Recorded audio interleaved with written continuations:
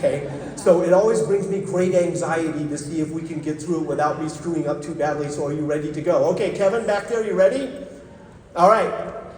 3, 2, 1, go. All right, we have a map of what makes great companies tick. It has inputs and it has outputs. The inputs are everything we talked about. They're how you build a great company. The outputs define what a great company is. Those inputs unfold in a series of stages.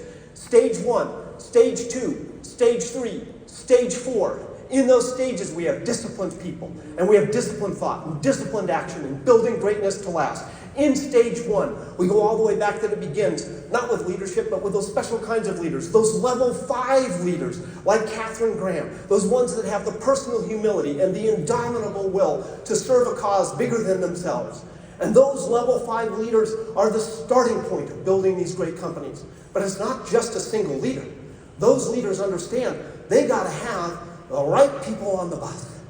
And they got to get the right people on the bus and then figure out where to drive the bus.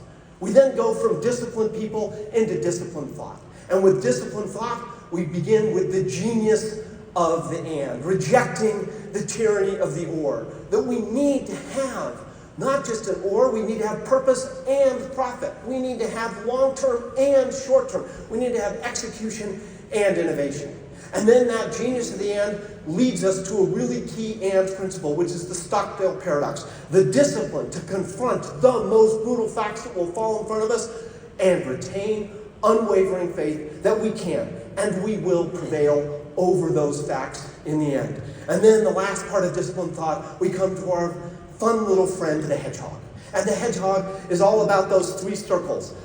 What we're passionate about, what we can be the best in the world at, what drives our economic engine. And when those 3 circles come together, and we begin to do more of what fits, less of what doesn't, and we execute on it supremely well, then we begin to get the momentum in the flywheel. And we go to Stage 3, disciplined action.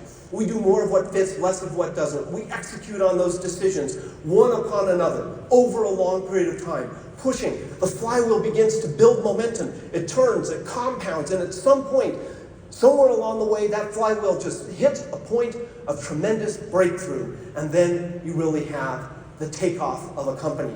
The flywheel turning, we have to keep it turning at the highest level, which means we need to execute on every single component of that flywheel. That requires our 20-mile march discipline. Be Amundsen, not Scott. And then finally, we need to renew, we need to extend, we need to take the flywheel to new places, but intelligently. We do that by first fire bullets, then fire cannonballs. We want to get calibration to know something will work, and then have the guts to put it into a big bet and fire a cannonball on a calibrated line of sight. If you do these first 3 stages, they're all about discipline. The discipline runs through the whole first part of the framework.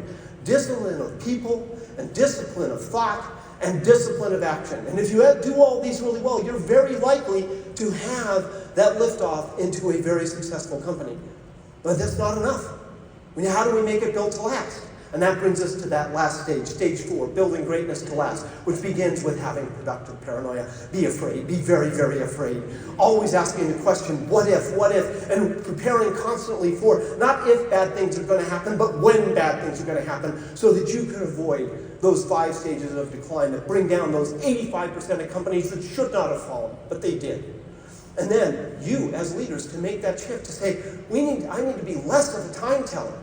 I need to be more of a clock builder so that this company can be great without me, because if it can't be, I'm not at level 5.